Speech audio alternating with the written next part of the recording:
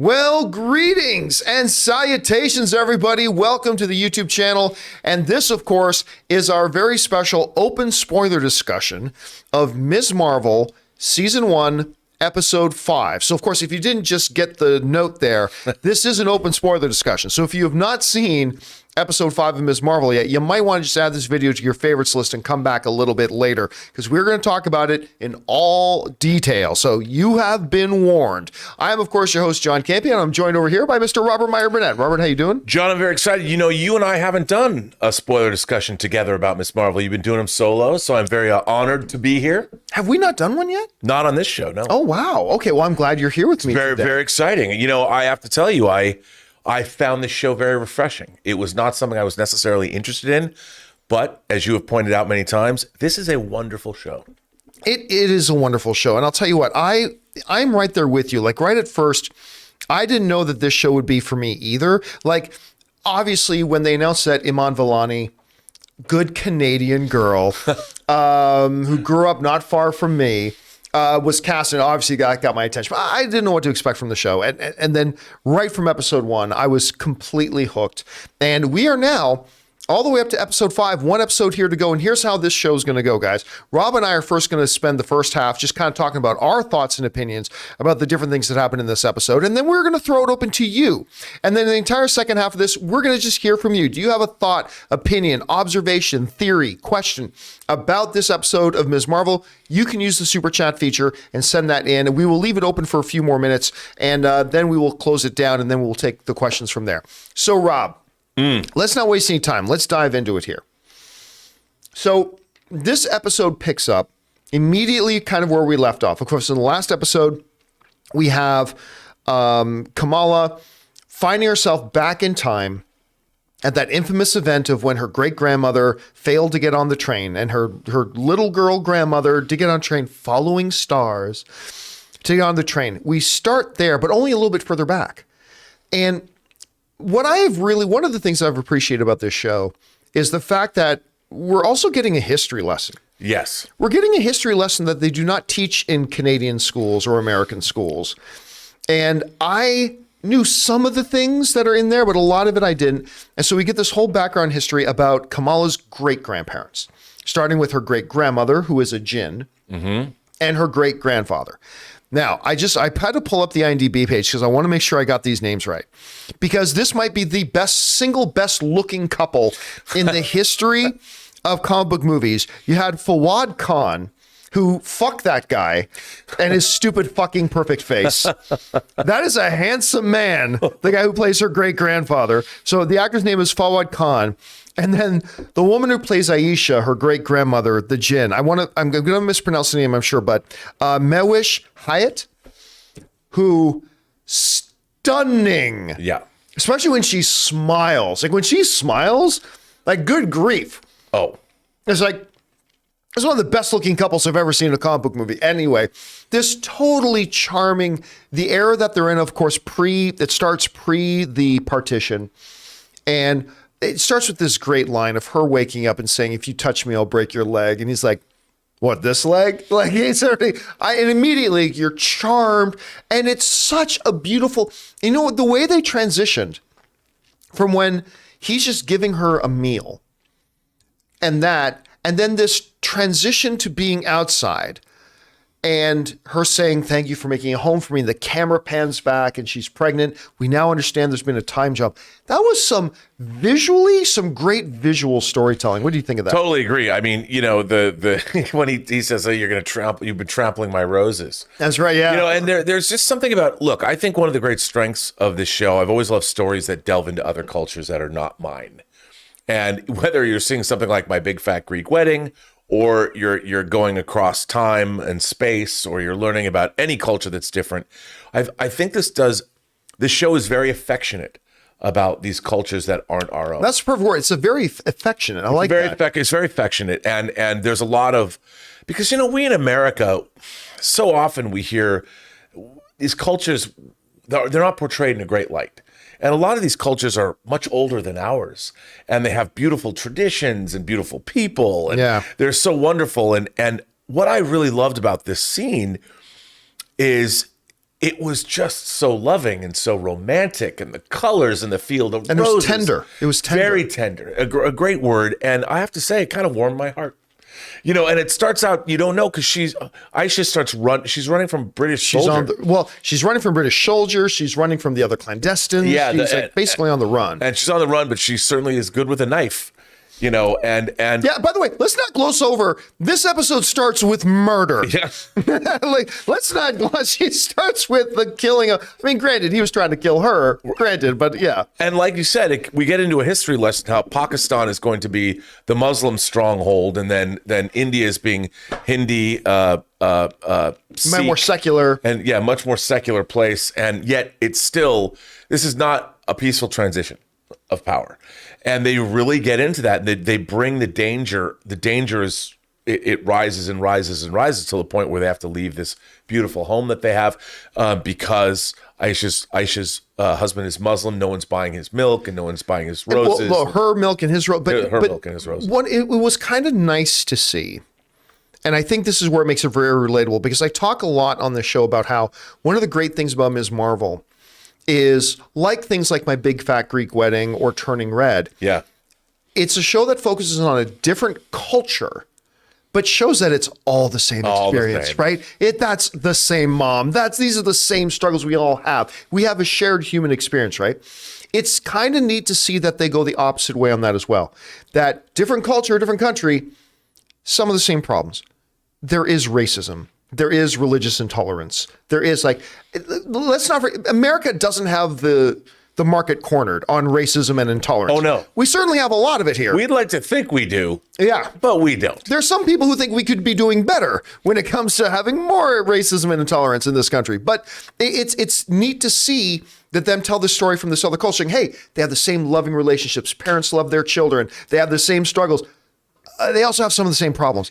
And that is actually kind of refreshing to see, too, that they went that way. No, absolutely. And again, like you're getting a history lesson without them pounding you over the head. Yeah, it was very quick, summarized, brief, but they make the point and then they move on. And then I have to say, they did cut to our modern day with the family. And there was a very funny exchange when one of the cousins goes, well, why don't you just go into her phone and find my phone? So good. The mother's like, you could do that? So, but even before that, they're talking about a chip. It's like, she's my daughter, not a dog. Do you think I've not looked into that? Do you think I would not have done that? I'm just like, see, it's the same experience. It's the same thing. And I mean, all of the exchanges with the family, none of them are perfunctory. They all are character building. And to me, that's great writing. Yes. When you see a lot of the time, people just have these generic exchanges. Every single exchange between any family member in this show builds character, and not like builds you're a strong. I mean, it tells you something about their characters. Yeah. No line of dialogue is wasted, and it's all either humorous, it's loving, it's funny. I mean, it really is a beautifully written show, and I don't think it's getting the credit that it deserves for how good the writing actually is, especially the dialogue. No, the writing has been absolutely exceptional in this. And so once we get past that part, we see the establishing of the relationship between the great-grandparents. So good. The establishing of the time has come that the problems are happening, they need to leave. And then, of course, the Jinn shows up.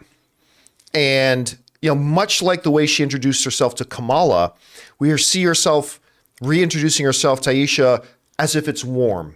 She gives her the embrace and all that kind of stuff. But you can already tell on Aisha's face that she knows better. Yeah, and she's like, I expect you to meet with us tomorrow. Yeah, you have till tomorrow. Because it's been years. I mean, they've had a child and all this, and here's where you've been hiding. Yeah, the time has passed. So they make the run to go to the train. She confronts her again, this time just straight up murder, just stabby. And that was kind of heartbreaking. It was... It reminded me of Gladiator, when Commodus comes up before they battle and he just shoves the knife into Maximus. It's so unfair. And then you see her struggling, amidst this crowd. No one is the wiser. Everyone's worried about how we're going to get the hell out of Dodge. But on top of that, there was this element of, because it was kind of out of nowhere and sudden, I think there was, you kind of brought it up too, there's a heartbreak to it. Like, it was so sudden that we as the audience didn't see. I mean, obviously we know, but the Jinn catching up to her is not going to end well. No. Right? We know that the great-grandmother goes missing, but it was so quick and so sudden that I wasn't prepared for it as an audience member. Me neither. And as you can see the heartbreak on Aisha's face from being stabbed, like, we felt it too. And then we move past that into what has been talked about since the early episodes. The great-grandmother's little girl seeing stars leading her to her thing. And this is where this twist is fantastic. It was Kamala all along who led her grandmother back, or her grandmother back to her great-grandfather, which creates a time paradox.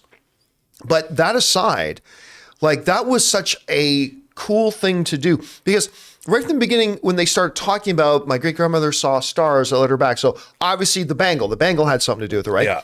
I did not, and I'm sure some people did see it coming. I did not see it coming that it was Kamala all along. Oh, no. That led her there. You know what I mean? I thought that was a great twist. And you know, what's interesting is, depending on how you subscribe to the flow of time, she was always supposed to be there, because time, you know, what happened in the past, what happens in the present, what happens in the future, depending on if you're part of the time variance authority in the sacred timeline. I mean, that's how it was always supposed to occur, you know? And I really love that. I thought it was great. Amidst the turmoil of all this, it was a great scene. You know, really, again, moving and heroic.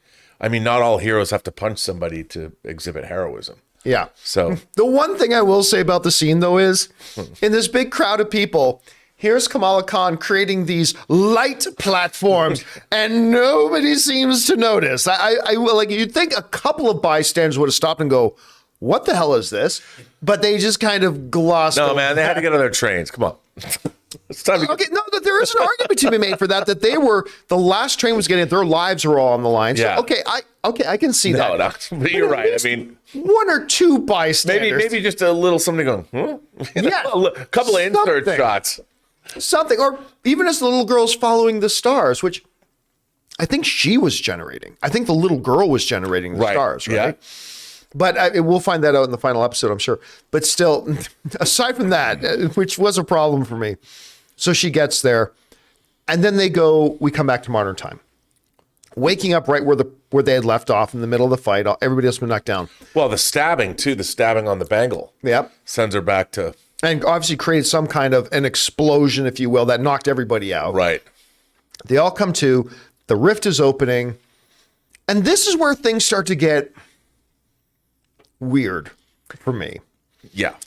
And weird in a way that it wouldn't be if this wasn't going to be so rushed, because Disney, for whatever reason, known only to them and their mothers, they've decided to make this idiotically a 6-episode series. Morons. Anyway, am I being vague about this? So all of a sudden the rift is there. Why did the rift open now? Was it the knife hitting the bangle? Was it? No, I don't know. Yeah, no idea. What suddenly made the doorway open? I'm not sure, but okay. The doorway starts to open as a way for them to get back home. The first clandestine approaches it, and it's home. We're going home. Approaches and touches it, and instantly, you know, Lost Ark melts their face. Very, very much so. Yeah, very much a Raiders of the Lost Ark situation. Now, here's the thing, and I alluded to this. Oh, that was graphic. I alluded to this earlier on the show. While it is definitely not identical to, like, say, Agents of S.H.I.E.L.D. and the Terrigenesis process, there are similarities. Now, of course, a lot of people have been asking, but are they going to go the Inhumans route? I've been saying I really don't think they're going to go the Inhumans route, whatever. And that is definitely not definitively Terrigenesis going on. But it's kind of similar in a way that it's made me go, well, I still don't think they're going the Inhumans route, and I certainly don't think they should go the Inhumans route. I wouldn't bet money against it at this point, only because of that visual. You know what I mean? Right. No, you're absolutely right. But again, what are the rules here? You know, suddenly it's like, why did you think that gateway was going to take you home if you've never been through this process before? You know, it's like you bring up Raiders at the end of Raiders. Indy knows, don't look at it, Marion. Like if they had closed their eyes, would the gateway have let them through? Like I don't know. And like all of a sudden we're thrust literally into this situation where I've suddenly literally lost the plot. I don't know what's happening. You know, I've been following the plot along. Okay, I understand what the clandestines want. They want to go home, and I understand what's happening. And if they do it, if they open the door, then their world is going to imprint itself over ours, sweep ours away. Okay, but this kind of threw me for a loop. Well, and then all of a sudden, out of nowhere, the antagonists, who we thought were the antagonists, are just gone. They're gone. Like, I'm okay. Except one.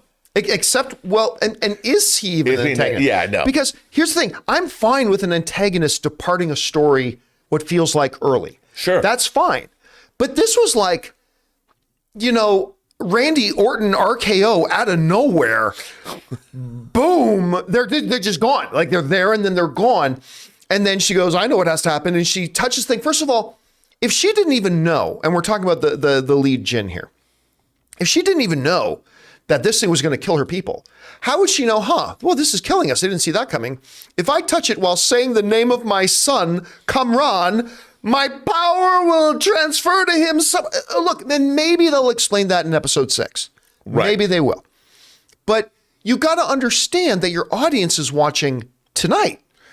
And you've just left your audience completely baffled. Like, what just happened? And why did he suddenly, and by the way, in the comics, he has this translucent power in the comics. Sure. But still, all of a sudden that's there.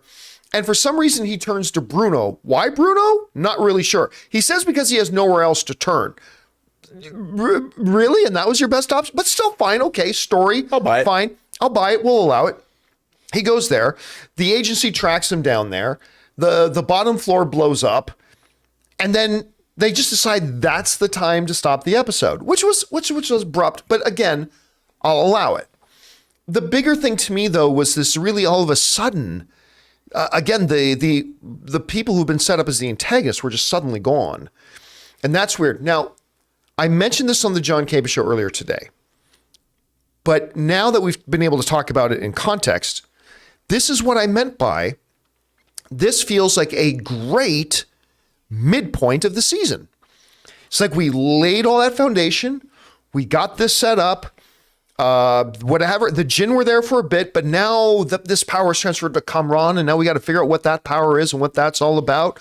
You know, Kamala has gone over to Pakistan and India, and she's found out, she's discovered the roots of her abilities and stuff like that. It feels like, Act 1.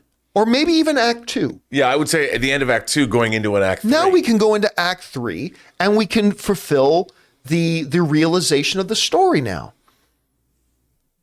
But this is, of course, Disney Plus that are just looking at banging out these series as quick as they can, make them 6 episodes, about a little over a half hour each. Once you take away the previously on and the 7-minute long credits, without any post-credit scenes. Although one of the early episodes did have one. So you're looking at about a 35-minute episodes. And it just, like, you're realizing, as much as I like this episode, and I did. Me too. Up until, the little bit of confusion, what's going on with the antagonist. But still, I thought it was a really interesting episode. All the stuff with the history and all that kind of stuff was beautiful, touching, and it was tender and all that kind of stuff. But then the episode ends and you realize, I feel like the story is now ready to start. And we've got about 35 minutes left. And that's frustrating to me as a viewer. I couldn't agree with you more. I mean, I feel like that here's a story, a coming-of-age story of a Kamala coming into her own, not just into her powers, but into her. She's growing up. And she's learning about her past. She's learning about her future. She's learning about her place in the world. And you're now, like, positioned in a place, in a story. You're like, okay, we as an audience should understand what is this next biggest. She's got to confront the Emperor now. Yeah. I mean, she confronted Vader. She's got to confront. Except the Emperor's gone now. There's no Emperor. Yeah. The Vader and the Emperor are gone. They're gone. And I really don't understand where we're at now. Yeah. And as an astute watcher, I found that kind of strange. And I think it's because, like, right now I would have thought, okay, you've got a great setup for 3 great episodes, the beginning, a middle, and an end, the climax of the story. This should have been a 9-episode series. 9, 10, 11, 12 episodes. I mean, and here's the other thing too now. If they do, and this is an if they do try to introduce Carol Danvers here to show what, because we know Kamala is going to be part of the Marvels movie. Right. Now that's got to be just shoehorned in, like super rushed. Like it's going to have to, what should have been a 1.5 episode kind of reveal. It's now going to be, well, whew, I'm sure I'm glad I've got my powers now and we saved the day. Shh, who's there? It's Carol Danvers. I hear you're a fan of mine. Ms. Marvel will return. And it's going to be just super shoehorned in like that instead of a narratively satisfying segue into it. They're just going to shoehorn. And it feels like everything that's going to happen in the last episode. And again, I'm speaking out of my ass because I haven't seen the final episode. But I feel like now everything in the final episode is just going to be this giant shoehorn. Oh, I agree. And also, what does her powers, what does this, I kept thinking, is it tied to the 10 rings from Shang-Chi? I thought for sure it's, and I still won't be surprised if they say this. No. Because listen, in that scene in the temple, the flashback scene, and the camera pans back, what's engraved on the ground? The 10 rings. I still think there's a possibility that the 10 rings themselves and the bangle are somehow connected to the rings created in the Eternals. Absolutely. And if they are, why hasn't any of that been touched on? I mean, they're obviously some kind of a cosmic power. That's what I would think would bring, like, why would Carol Danvers even show up in this show? Like, what connection? The only connection has to be cosmic energy of some kind. Okay, I have a theory now. If we are right, and this is a big if we are right, that there is a connection between the bangle, some kind of connection between the bangle and the 10 rings, right? But what happens at the end of Shang-Chi? Carol Danvers is brought in to help investigate the nature of the power of the 10 rings, right? Mm-hmm. It is possible, however unlikely, that a weakness Carol Danvers, exactly, and exploit it. That Carol Danvers shows up saying, I registered a power signature that was similar to one I've been investigating. Right? That's probably what's going to happen. Maybe that could be it. That sounds like a pretty good theory to me. Yeah, so just a theory. But because again, remember, end of Shang-Chi, Bruce Banner brought in to investigate this thing. Maybe she senses that power thing that goes off in the bangle. Maybe the thing about the knife hitting the bangle and causing this huge and the opening of the veil and all that kind of stuff. Maybe wherever Carol Danvers is in the universe, that registered for her. She came to investigate. I don't know. It could be way wrong. But I would buy that. Like in terms of the storyline that's happening, because we've seen this power has been expended over the course of this series. It's been used multiple times. It's been on the news. You're the girl with the lights. The mother's like, you're the girl with the lights. Well, she's not the only one who's registered this, and that would make sense to me that they've tracked it down, which would also add to the lore. Add to and maybe when we knew more than he let on about the 10 rings. That I would buy. But still, it doesn't really. What about the Jinn? What about the clandestines? What about that land? Does it exist? Is it even real, or was that a myth they bought into? And how did she close it? Like without any much. Again, I really enjoyed this episode. See, the way I'm talking, it almost makes it sound like I didn't like the episode.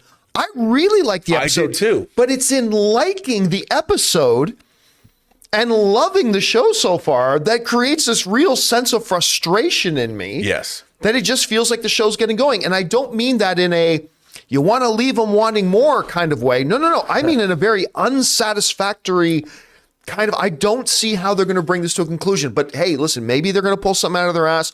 Maybe they're going to do something they've never done. And like the last episode is going to be like 110 minutes long. I doubt it. They've never done that yet, but wouldn't it be cool if they did? And maybe it's going to be awesome. They are going to tie it all off great. I am just dubious of that right now, man. Right. And look, they have to bring the rest of the family back. You know, and the social media influencer that Amy was saying this morning, they're going to bring her back. I mean, there's a lot of characters that they've spent a lot of time in especially the first 3 episodes, endearing them to us.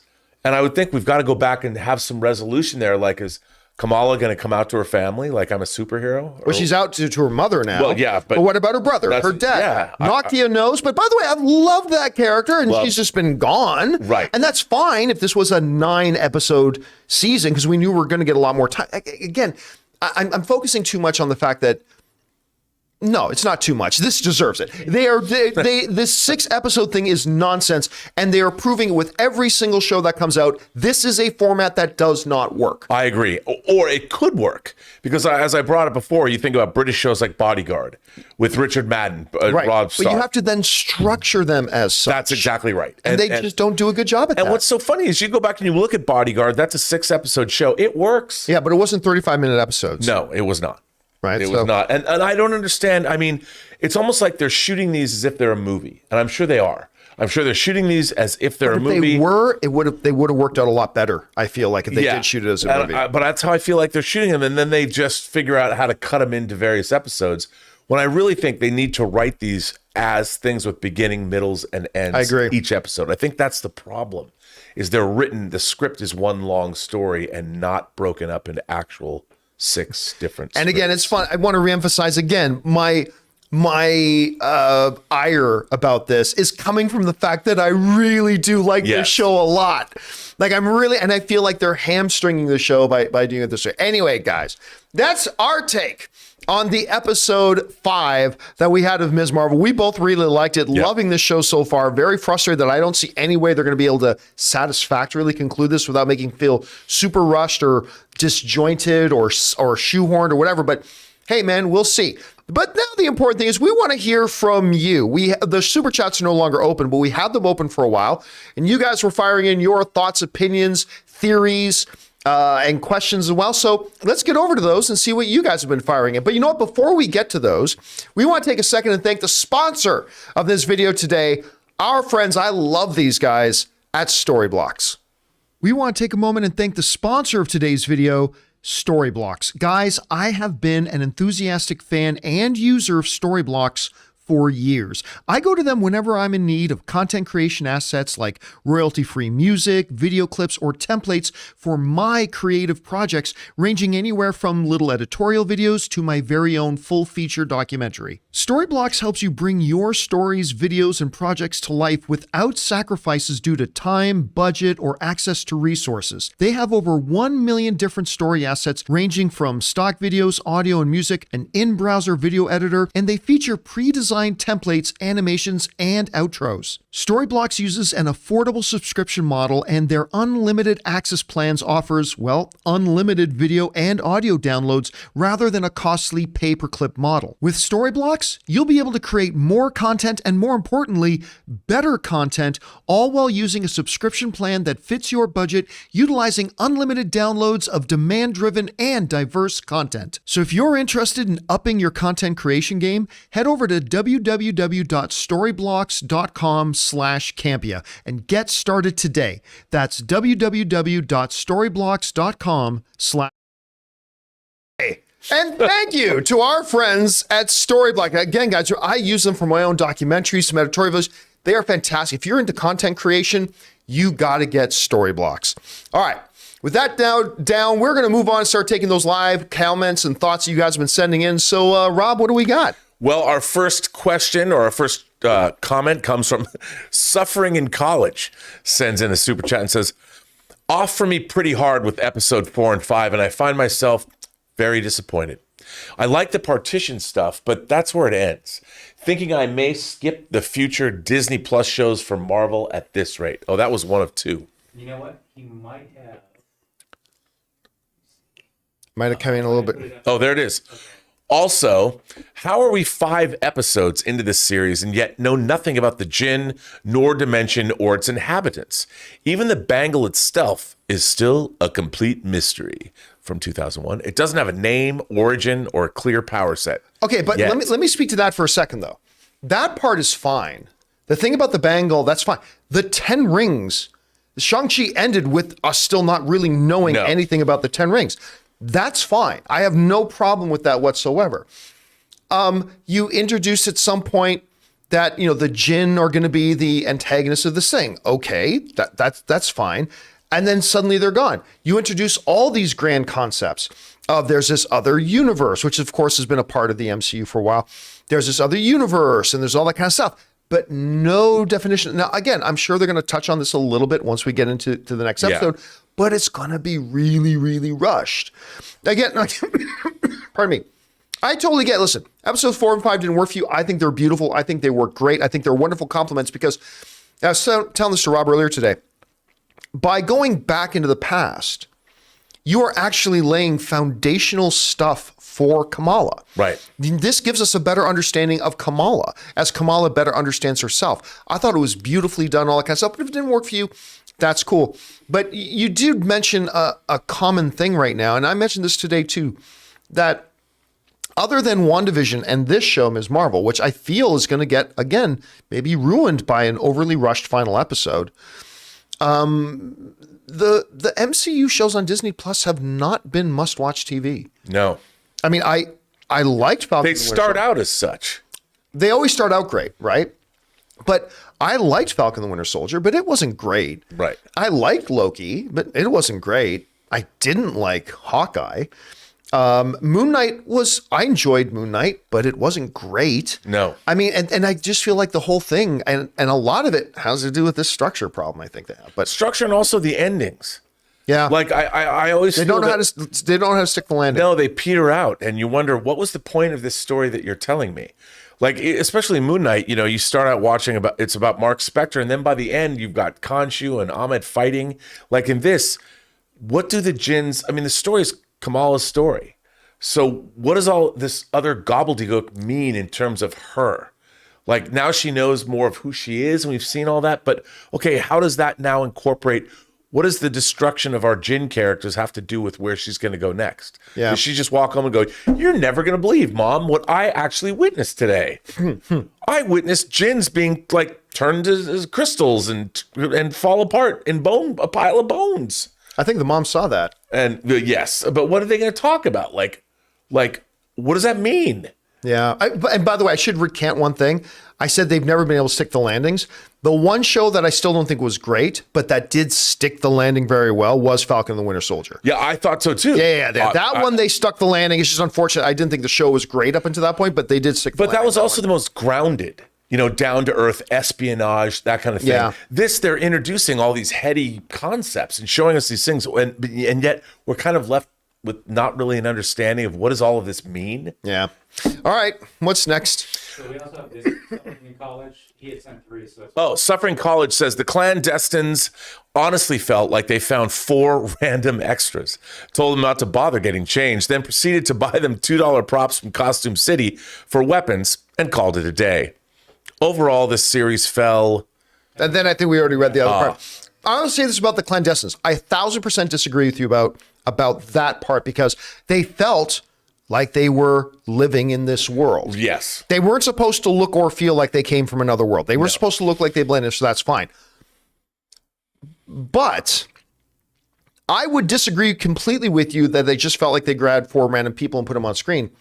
Had they not just given them that exit? Because the way they have written them out, again, we may go into episode 6 and they're still there.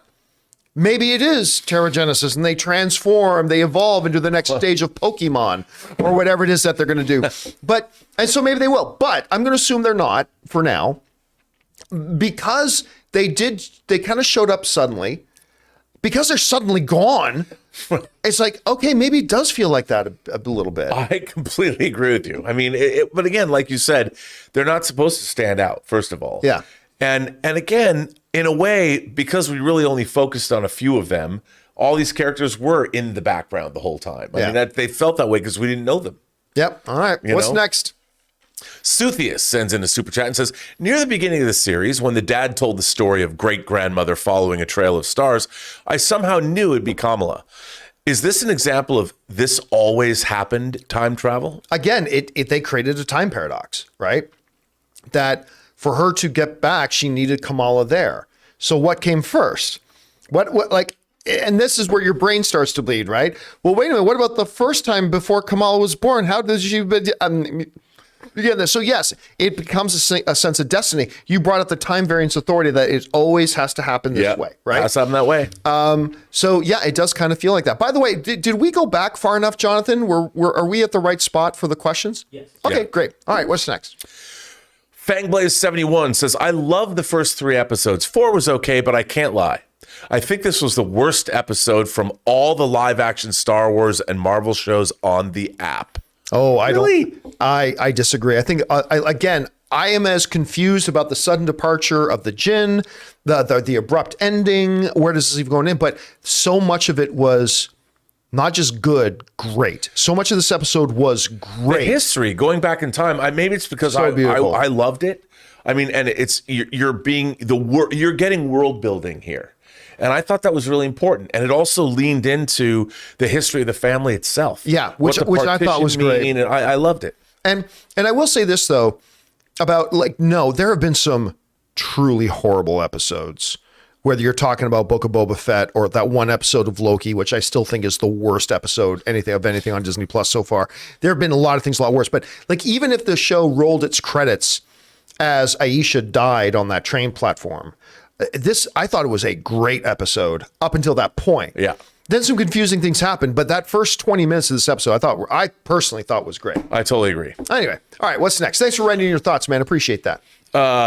Hoser Mates. Was it Hoser Mates? I liked episode 5. It's Aisha and Human Descent. Again, I have disagreed all along with all the people who theorize obviously I understand because of the comic stuff, but that Inhumans are going to be part of this. It's one thing for Kevin Feige to bring in Black Bolt in the comic accurate costume and all that kind of stuff. It would be another thing to truly fully embrace the Inhumans and bring them in. And I don't think Kevin Feige is going to do that. Now, again, I didn't think Kevin Feige was going to bring in Black Bolt and Doctor Strange. And make it Manson Mount. Yeah, and make it handsome out. And he did. So keep that in mind. But I still don't think they're going to go the Inhuman route. But after that whole crystallization thing, I'm not willing to put any money on it. I still don't think they will, but I'm not willing to put any money on it. I'm with you.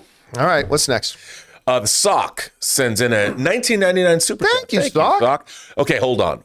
What the F was that character turn? You're telling me she's been trying to go home for decades and murdered people in cold blood for it, and that makes her do 180? Also, that felt like a very abrupt end to the episode, as we've been discussing. I will say the abruptness of the ending of the episode, absolutely. But that made her do 180? By that, do you mean her son? In the annals of good motivations, a parental concern for their child is a pretty good one. But here's the thing too, and this is both a defense and a prosecution of this scene. We don't really understand what happened. Right. Like all of a sudden, she seemed to have an understanding of what she needed to do here. How she did, no idea. And then she touches it and yells, "Kamran." And then all of a sudden, somewhere else, some power infuses into him. How she knew, I don't know. But before we start defending her choice of doing that because she's a parent and that's her child, or before we start attacking it, it's like she's been trying to do this for decades, let's get an understanding first of what actually happened. Because right now, I'll tell you, I'm in the dark. I don't really know what happened there, and I don't think we really will until episode 6. I completely agree with you. And that's another thing. How did she even know that would happen? That's like, they were shocked when they touched it and turned into stones. I'm like, oh, but now you suddenly know everything about this and how it works. It was very strange. Again, a lot that needs to be explained in episode 6. Yeah, maybe there's the handbook that we haven't been privy to. No, but seriously, maybe they're going to do something in episode 6 that we go, oh. Well, yes. I'll give it the benefit of the doubt for now until we see it, but I'm dubious. I am too. All right, what's next? Suffering in College sends in a super chat and says, also, oh, wait, we already read this one. But yeah, we skipped forward. A-Rod 2006, 2006 says, this episode shows how far ahead the MCU is. They can go 80 years into the past and make it feel immersive and grand scale. You know, being television, being Disney Plus, and there are limits, they could have made it feel grander in scale, but they did do a pretty good job. You know, like going into the history of it. Like, because, you know, I was telling Rob earlier today that I got about 20 minutes in that episode, and I remember, and I turned to Ann and I said, you know what?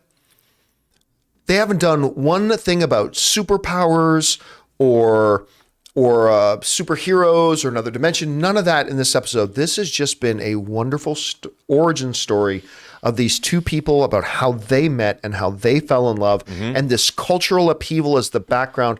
It was beautiful storytelling to me. And one of the things that Disney and Marvel has done so well is they have, listen, Moon Knight, as much as I didn't love Moon Knight, I still liked it, but Moon Knight did stuff that we hadn't seen them do before at all. Ms. Marvel is doing things we've never seen them do at all. Shang-Chi was obviously for a lot of different reasons, was a totally unique and new different thing that they had ever done. I mean, they constantly are able to find ways of exploring new territory they've never treaded before. And I thought that whole thing about the opening with the partition as the background and the history of India and Pakistan was inspired. I really do. I thought it was beautiful storytelling. Agreed. I absolutely agree with that. All right, what's next? Josh Becker says, the problem I have with Marvel right now is why decide to make a show if you can't tell the whole story? An origin movie is usually better if done well. That's actually a good point. I mean, I thought this was an origin story. I mean, but maybe you can't get into it as deeply as you might want in a feature film sense. But here's the thing. This is the funny thing about this 6-episode format. While if you add up the minutes of these 6-episode things do exceed, not by a lot, but do exceed that of a feature film. But in the format of a feature film, you can cover a lot more ground. Yes. And do it in a much more efficient way. You can get more bang for your buck, and you end up telling a more compelling and more believable and endearing story.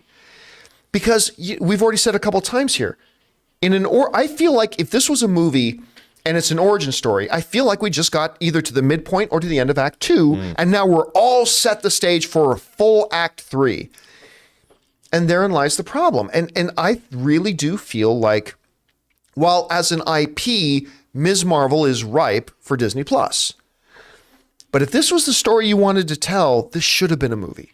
It should have been a 2-hour and 15-minute movie, structured as a movie, executed as a movie. And I think it would have been, now again, I have loved Ms. Marvel up till now. I'm operating on the dubiousness that I have of what they're going to be able to do in episode 6. And maybe they're going to shock me and really find a way to bring it to and if they do, awesome. I'm just, like I said, I'm skeptical. Me too. I couldn't agree with you more. All right, what's next?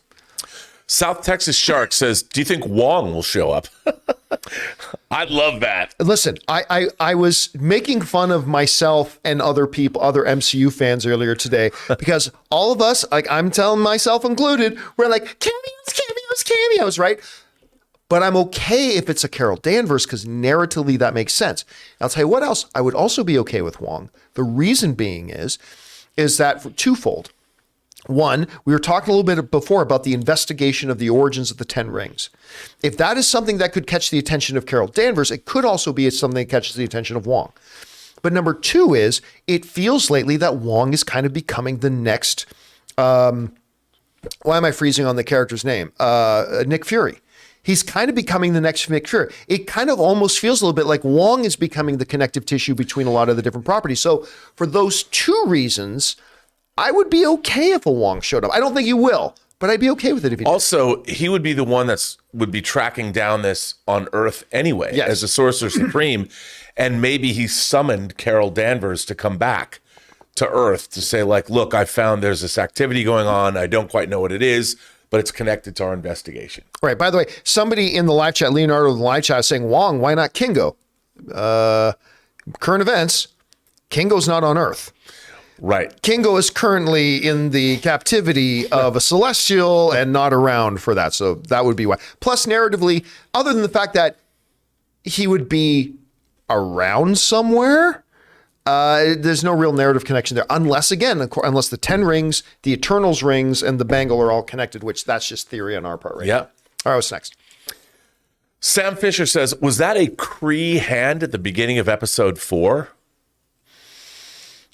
I'm trying to remember the hand. What hand? Yeah, I don't remember.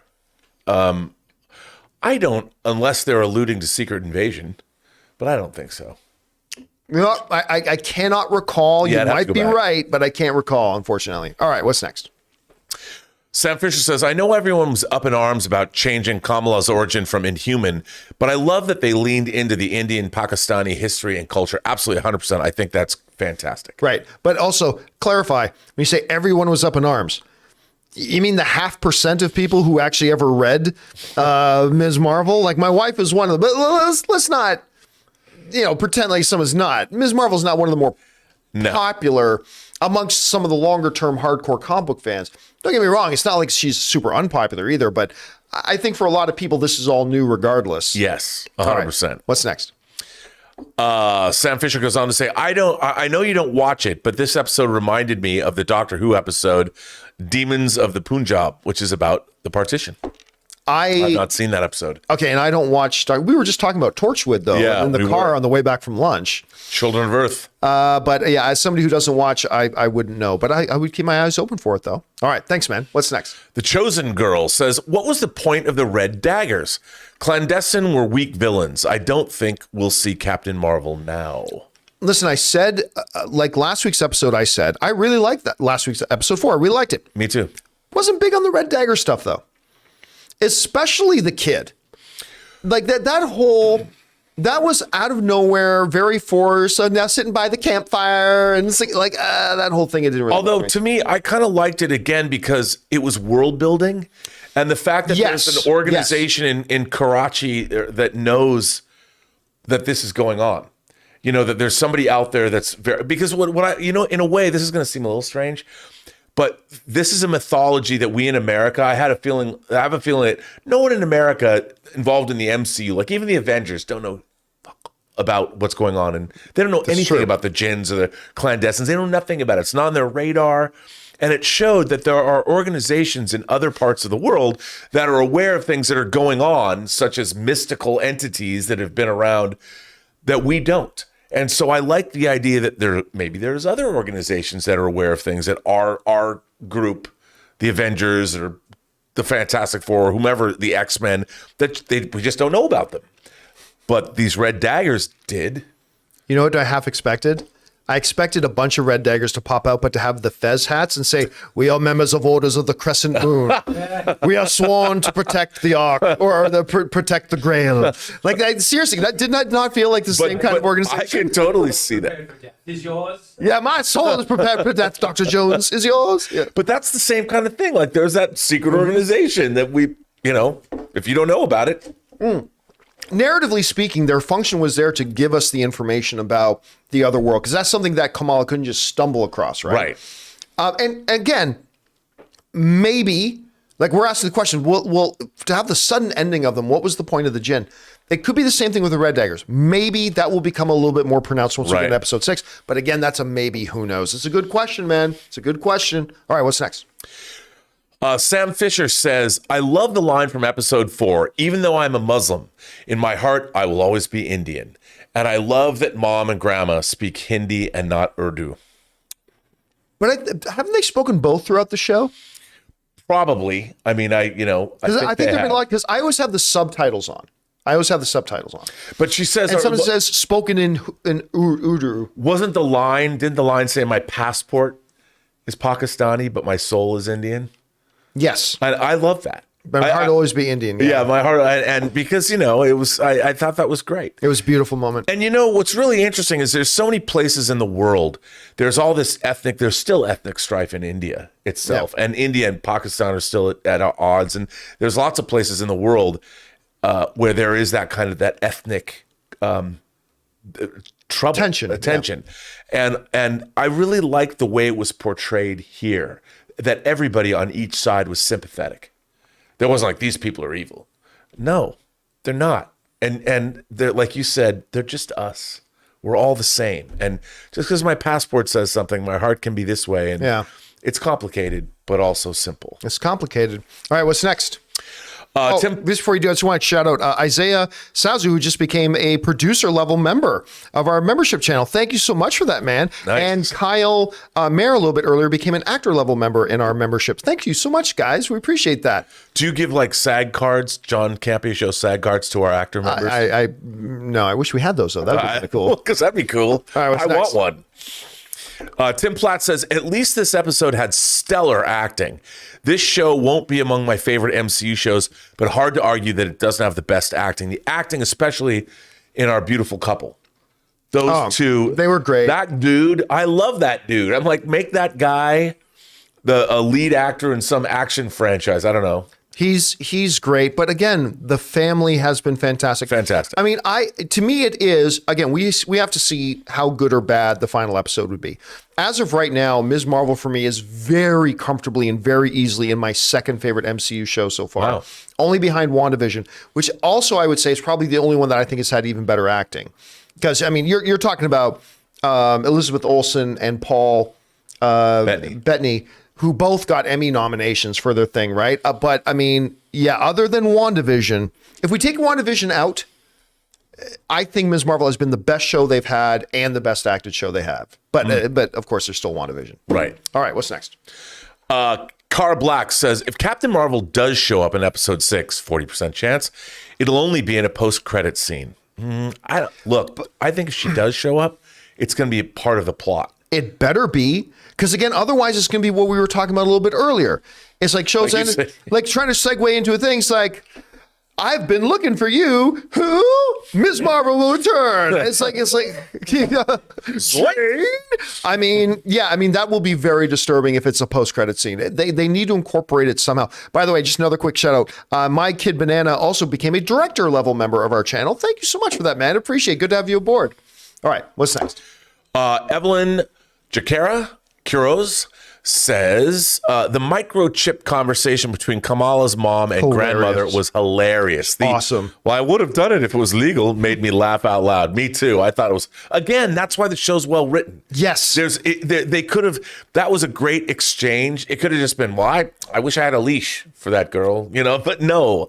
It was really And good. they always bring it back to our shared human experience. Absolutely. Like every mom thinks that and wishes that. Especially about their daughter. Especially about their daughter. All right, by the way, Sean Porter just became an actor level member in our membership as well. Thank you, Sean. Good to have you here, man. All right, what's next? Attack of the Mushi. How are you? Nani painting her mother from memory because she didn't have a photo of her, and Kamala giving her a picture of her at the end. You're crying, not me. I'll tell you what, that was emotional. When she gave her grandmother that picture. So good. That was so good. And again, great writing. Yeah. You know what? This is going to sound funny because it's a funny moment. But the part of this show for me that very nearly had me in tears was, it might have been episode 1, when the parents decide, we're going to do a solid by our daughter. We're going to let her go to Avengers Con. Of course, with but dad's going to go. And the dad, who loves his kids so much, goes through this effort to put together this Hulk costume. And of course, he looks ridiculous. Right. But you could tell, like, you want to visibly see love. That was love. Yeah. That was love. And doing that, and then the daughter just pisses on his feet. And the look on the dad's face, like, it was a funny moment. But if there was ever a moment in this show that I nearly broke down into tears, it was that moment. Your heart just broke for this dad who was trying to do this extravagant show of love to his daughter. And I guess that's what it is to be a parent of a teenager and just have shit thrown back in your face. Yep. Oh, my heart broke for him so much. I love this dad. I love him so much. All right, anyway, what's next? Love or fear? Love, pure love. Cara Black says, I overall really liked the episode, but who thought it was a great idea to just end the episode abruptly with an explosion and then wham, credits? Extremely weird editing choice and very un-Marvel-like. I agree. Totally agree. No, I get it. You want to end on a bit of a cliffhanger, but there's a better moment. Like, that's the scene to end on. That is the scene to end on. But there's a better moment to find to end on. Like, whether the camera pans back, you go back inside as Bruno to give one last line. Yeah.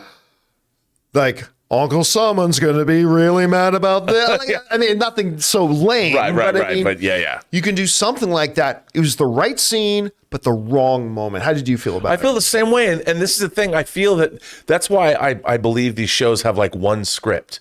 And they're shooting from one script instead of like a real TV show. Well, a real TV show where you have scripts for each segment, because those segments are scripted to end in proper places. This made me realize, like, oh, they just had to figure out where to end the episode. Like they didn't have a real outro. Again, the scene felt like, yes, this is the definitive end of the episode. Just, again, it was just the wrong moment. Yeah, yes. It should have maybe stretched out another 20 seconds to throw in something that would have felt like a more natural ending. Yep. But, I mean, it is what it is. Let's see where they pick up. And is that it for all the questions? No, we have a couple more. Okay, what else do we got in there? Christina B says, previous episode's observation. I found it cute that Kamala is gathering a harem of boys following her around like puppies. And yeah, this girl who's always kind of been invisible. Yeah, well, I mean, obviously there's a narrative reason Kamran was there. Okay, so the Kamran thing. Bruno has always been there and has always loved her. That's why I'm Team Bruno. And then you got the red dagger boy that I felt forced and kind of unnatural. Here, take my red scarf. Yes, but now all of a sudden, all these guys are kind of chasing after.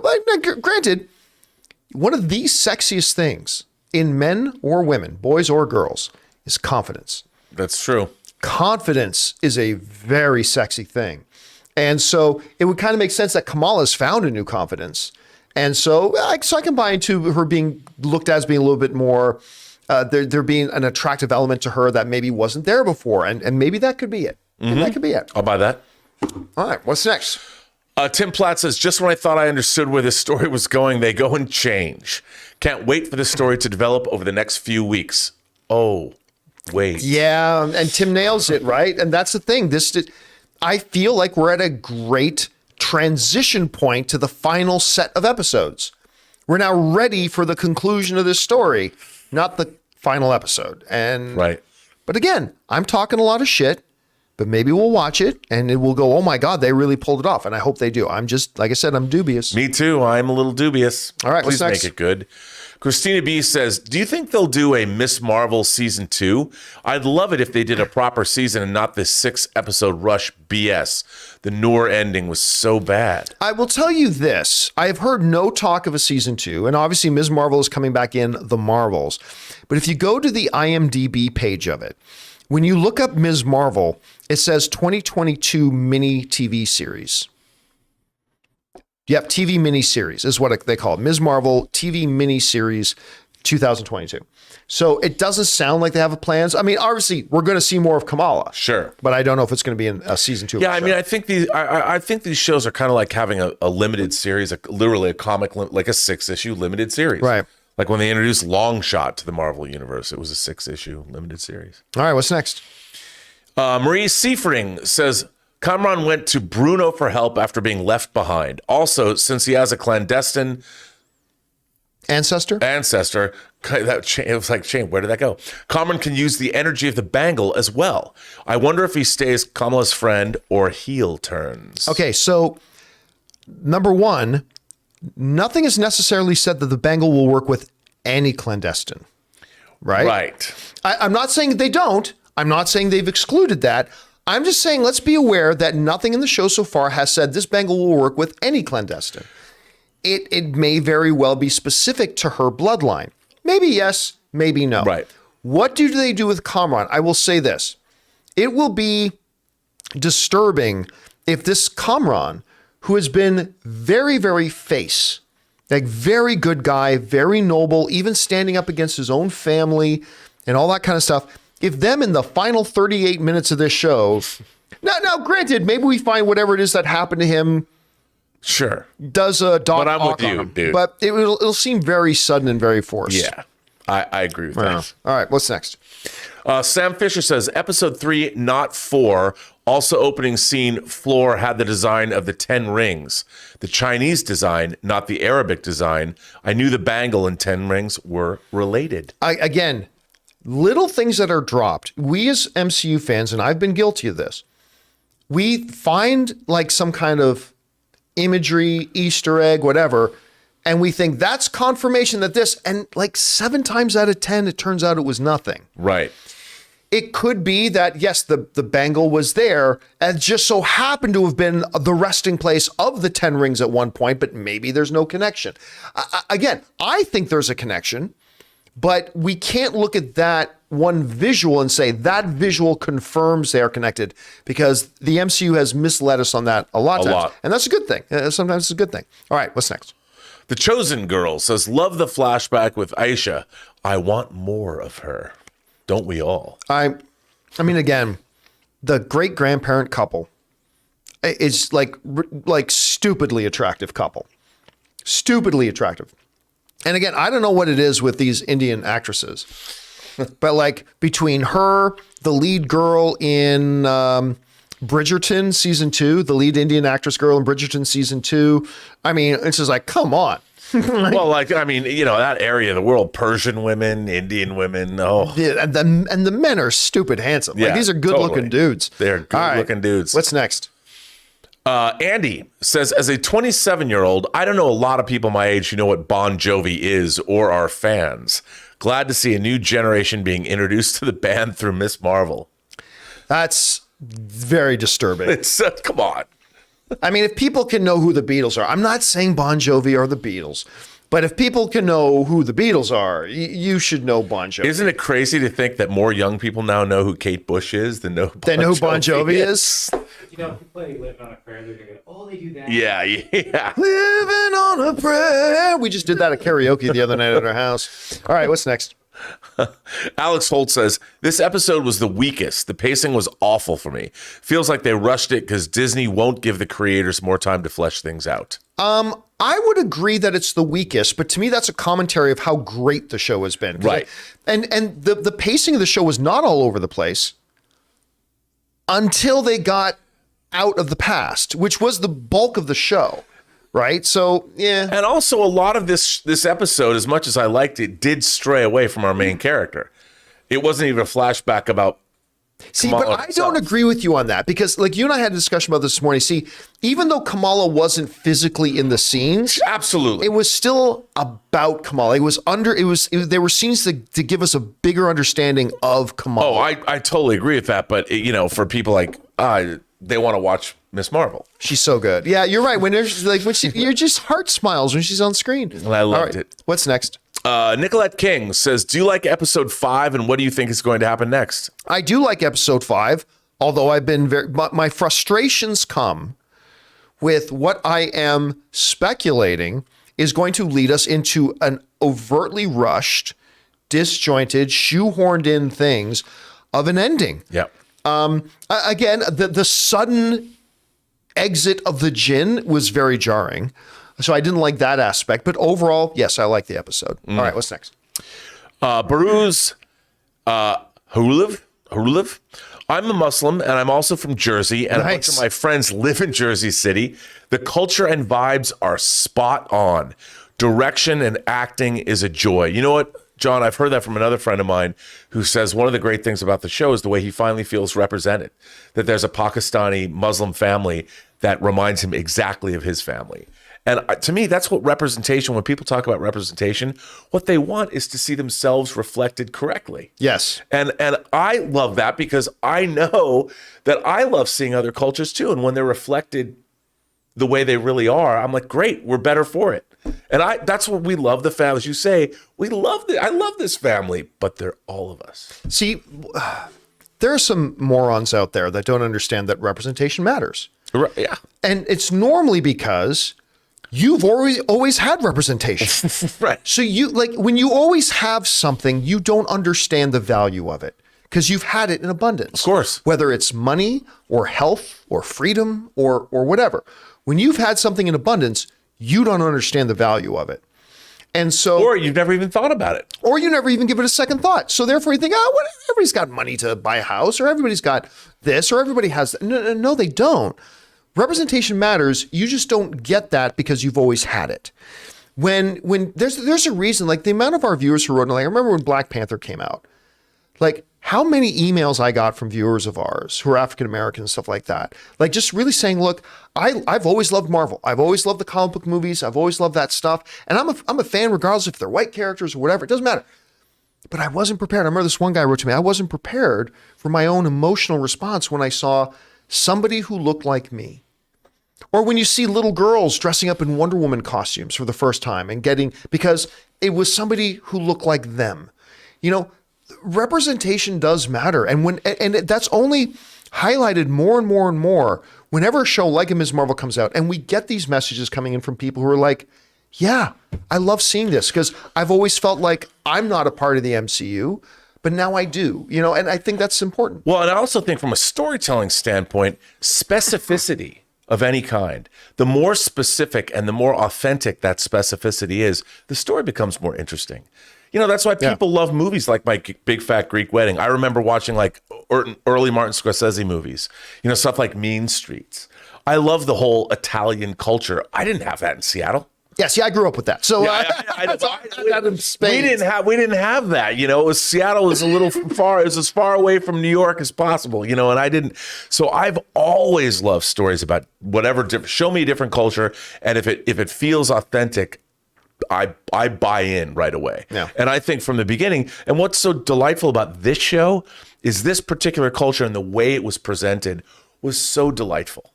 I mean, it was so warm and it's caring. at its best when it showcases the differences, but reminds us it's all the same. 100%. I mean, that's when it's at its best, right? All right, what's next? The Man with the Master Plan says, "Hey guys, I love this episode the most and the history lesson. Awesome flashbacks and its ties to the story. This is how to do a Marvel hero intro." Yeah, and again, with all the whining and crying and bitching that I'm doing on the show about this, going to rush the ending and blah, blah, blah. It is unfortunate. It's a little bit unfair because I have glossed over a lot of the fact that I really did enjoy the episode. But that's the thing. It's my enjoyment of it that pisses me off about how I'm worried about it's going to end, right? But hope springs eternal. Hope springs eternal. Hope springs eternals. What if they do stick the landing? I see what you did there. Hope they do. If they do, awesome. They'll do something that they really haven't been able to do since WandaVision. So yes, fingers crossed. All right, what's next? Sam Fisher says, "I love that this episode goes even further back and we meet up with Kamala from the other side of the story." Again, giving us a deeper understanding of the connection of the Bangle to her family as a whole, the story of the grandmother leading to her mother that came over to America, setting the context for, I mean, it was beautifully done. And again, the little twist that Kamala's the one that ultimately led her back to her great grandfather. Again, let's see where they go with it. What's the next domino to fall? And that's really going to be hinging on everything. I agree. All right, what's next? In 38 minutes. Matthew Jacobs Meyer sent in a super chat and says, "To me, the show is way more about the journey than the destination, and I absolutely love that." I cannot agree with this. That is the statement, right? Sometimes, a lot of times, it's just the journey. Take me on the journey with this character. 100%. And the journey with Kamala has been beautiful. Absolutely. Because I was in high school. I knew people like that. I was like some of the people in her orbit. Going through all that, the discovery of power, it's so much different than Peter's discovery of his Spider-Man powers and Tobey Maguire's, but some similarities there as well. It has all been about the journey, but it's still a show and you're still telling a story and you got to bring it to a point. And unlike a journey, which can just be pulling off the highway in Barstow to get gas, this just can't end. This just can't suddenly end. Right. And you got to find a way to bring it to a summation. And they've struggled with that in Disney Plus so far. But I also do like the fact that the bangle, the power, is something that is familial. It's passed that's a down. good point too. There's a legacy there, and I think that's important as well. I agree. And you could look at the bangle as any kind of. It could be financial, it could be social. There is stuff that gets passed down through families that matter. I agree. All right, what's next? Sam Fisher says, "I feel like we should have seen the Prisoner of Azkaban style time loop coming. That it was Kamala and not Aisha who saved Sana. Sorry." Yeah, because I really did think it was Aisha that did that. Me too. From a distance, the mom guided her daughter to her dad. Maybe we should have seen it coming, but I'd be lying to you if I told you I did. I did not, and I was delighted by it, though. I agree. It was a really nice twist. Yep. All right, what's next? Suthius says, "I saw it as Kamala created the stars for the girl." Okay, now, there is something, and they didn't need to explain it in this episode. I'm fine to have this reveal a little bit later. I am still unsure whether that was just the fragments of the platform she created for her, or if it was actually Sansa. What was the grandmother's name again? Sana. Is it Sana? Yeah. Created that herself. After being exposed to the power of the bangle. To find her father. which would make sense narratively because it does run in the family.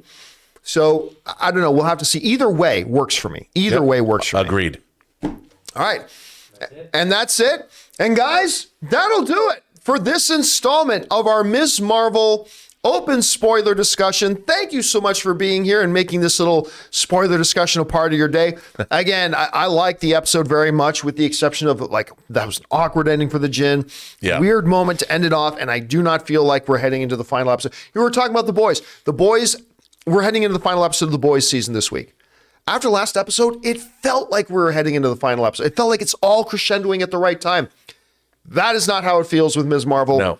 I hope they find a way to stick the landing. Thank you guys for participating and joining us. Big thank you to you guys who sent in those super chats for giving us great fun theories and things to talk about, but also because you supported this channel and all of us involved with the channel.